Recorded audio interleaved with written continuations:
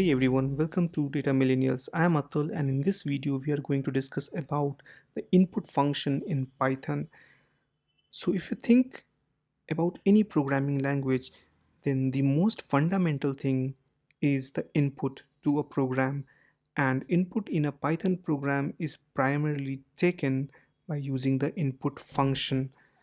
This is the input function. The input function helps us to take string data from the user, and we have to note that the input function accepts only and only the string data.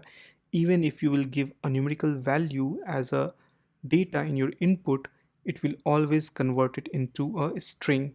So let's see how we can take input from a user and put it into a particular variable. Okay, so let's say that we have a username and we want to take the username from the input. So I'm just gonna put input function, and within this input function I'm gonna write a statement that please enter your name, and then I'm going to print hello username. Now if I run this, you will see that Python is giving you please enter your name, which is the value which you had given in your input function as a parameter. And then over here you have a text box in which you can give your name. So let me give my name Atul, and the moment I'll press enter, you can see that Python is printing hello and whatever the name that user have given, which is getting saved in this user underscore name variable. Okay, so in this program the user is asked to enter his or her name using the input function in the user underscore name variable, and when the user underscore name is printed along with the hello, you can see that the name is also getting printed.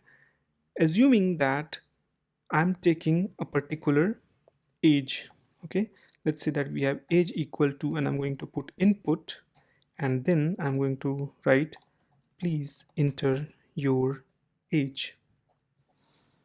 Now if I print age, you will see that the Python is asking me to enter my age. So I'm going to put, let's say 25, and the moment I press enter, okay, I'm getting an error because over here age a is small. So let me put age again, let's input 25, and now we are getting 25 over here. But what exactly is the data type of this 25? In the starting I told you that whatever input that we are giving through this input function to a variable or within our program, it usually take it as a string. Now if I simply put print is instance, and I'm gonna give age comma int, so my assumption is that the moment I'll run this cell, we should get false, because by default input will always convert anything into a string. So if I run this, you will see that we are getting false. But if I put str over here and again if I run it, you will see that it's true.